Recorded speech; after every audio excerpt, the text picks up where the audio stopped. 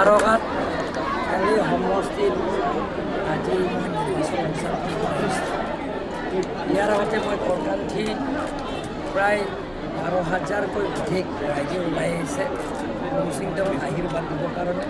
তাৰ বিজেপি প্ৰাৰ্থী টিপু ঘৰ জয়যুক্ত কৰা চাই ৰাইজে ওলাই আহিছে।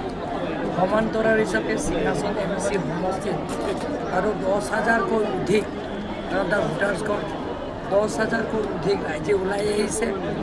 যিটো ৰাইজে ঘোষণা কৰিছে যে বিশ্বতেৰাংপী টিপু ঘৰ জয়যুক্ত কৰিব। তাৰপিছত মহামায়া MC কনষ্টিটুৱেঞ্চি মই আজি যিটো দেখিলোঁ আপোনালোকেও গম পাইছে। সভা শেষ হোৱাৰ পিছতো মানুহবিলাক যোৱা গ'ল যাতে মুচিংটাউনৰ টিপু ঘৰ জয়যুক্ত কৰিবৰ কাৰণে ৰাইজে সিদ্ধান্ত লৈছে। ছাৰ আজি কেইজনে যোগদান কৰিছে? আজি ইয়াত 100ৰো অধিক কিন্তু কিন্তু আপোনালোকে জানে এটা বছৰ ধৰি লোকসভা নিৰ্বাচনৰ পিছত যিটো কংগ্ৰেছ হওক বা APSLC হওক ৰাইজক বহুতো মনোসজা কথাবিলাক কৈছে, বহুতো অপপ্ৰচাৰ কথা কৈছে, মিছ প্ৰপাগাণ্ডাবিলাক কৈছে, পলিটিকেল কনস্পিৰেচিবিলাকৰ কথা কৈছে। সেইকাৰণে ৰাইজে তেওঁলোকৰ মানে বিশ্বাস কৰা নাই। সেইকাৰণে এটা বছৰৰ ভিতৰত আপোনালোকে দেখা পাইছে যে people rejected to Congress and APSLC। গতিকে ৰাইজে যিটো ওলাই আহিছে এটা বছৰৰ ভিতৰতে কংগ্ৰেছ আৰু APSLC দলৰ পৰা ত্যাগ কৰি হাজাৰ হাজাৰ মানুহে যোগদান কৰিছে প্ৰত্যেক দিন। 26টা MC সমষ্টিত সমান্তৰাল হিচাপে যে কংগ্ৰেছ আৰু APSLC আমাৰ টিম কাৰ্বি আংলঙত যোগদান কৰিছে। আপোনালোকে গম পাইছে যে এতিয়া APSLC আৰু কংগ্ৰেছ তেওঁলোকে এটা সভাত পাতিবলগীয়া ঠাইত নাই। তেওঁলোকৰ ক'ৰবাত এনেকুৱা ৰাজহুৱা 1,000 2,000 ক'ৰবাত দেখিছে নেকি আপোনালোকে? নমিনেশ্যন দিনৰ পৰা আৰম্ভ কৰি নমিনেশ্যন যিবিলাক দিয়াৰ পৰা দিনৰ পৰা আজিৰ তাৰিখলৈকে তেওঁলোকৰ 1,000 2,000 নমিনেশ্যন ৰাজহুৱা মিটিঙত ক'ৰবাত সভাত দেখিছে নেকি আপোনালোকে কওকচোন। আপোনালোকৰ ভিডিঅ' আছে, আপোনালোকে ছ'চিয়েল মিডিয়াৰ জৰিয়তে আপোনালোকে গম পাব। মই হ'লে দেখা নাই। মই আপোনালোকৰ ছ'চিয়েল মিডিয়া প্ৰত্যেক চেনেলৰ মই চাম আৰু যিবিলাকৰ ব্যক্তিগত পোষ্ট কৰাবিলাকক মই চাওঁ।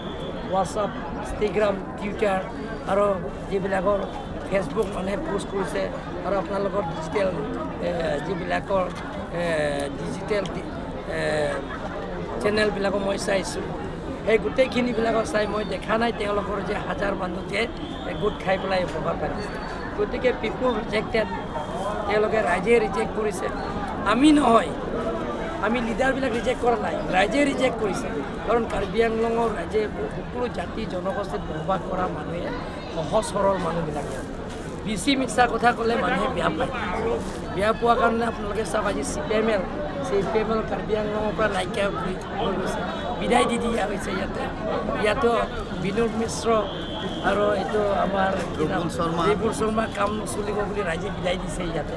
গতিকে মানুহে ইয়াত শান্তি বিচাৰে, মানুহে ডেভেলপমেণ্ট কাম বিচাৰে, মানুহে ইয়াত আলাপ আলোচনাৰ মাজত যিটো ৰাজনীতিৰ সমস্যা, অট'নমাছ ষ্টেট সমস্যা, সেই সমস্যাটো পূৰণ কৰিবৰ কাৰণে ৰাইজে বিচাৰে।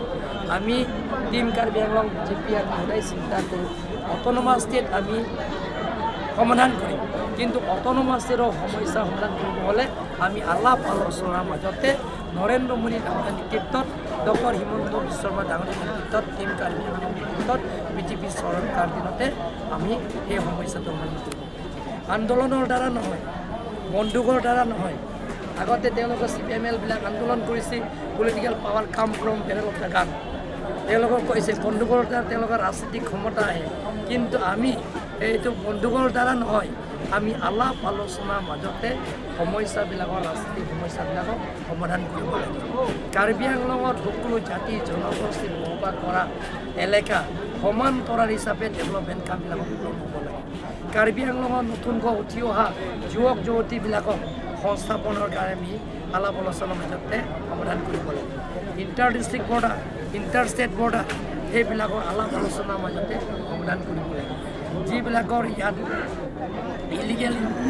ইলিগেল ইনক্ৰচাৰ বাংলাদেশী যিবিলাক আছে, বাংলাদেশীৰ পৰা অহা তেওঁলোকৰ কাৰণে আমি ইলেকশ্যনৰ পিছত তেওঁলোকৰ ইলেকশ্যন কৰিম। গতিকে ৰাইজে আমাক আশীৰ্বাদ দিব। ৰাইজে সিদ্ধান্ত লোৱা হৈ গ'ল, কাৰ্বি আংলং ৰাইজে সিদ্ধান্ত লোৱা হৈ গ'ল যে এবাৰ 5টা চিটো ভাৰতীয় জনতা পাৰ্টীৰ প্ৰাৰ্থীক বিপুল ভোটত জয়যুক্ত কৰা কাৰ্বি আংলং ৰাইজে জাতি জনগোষ্ঠী অলৰেডি সিদ্ধান্ত লয় হ'ব।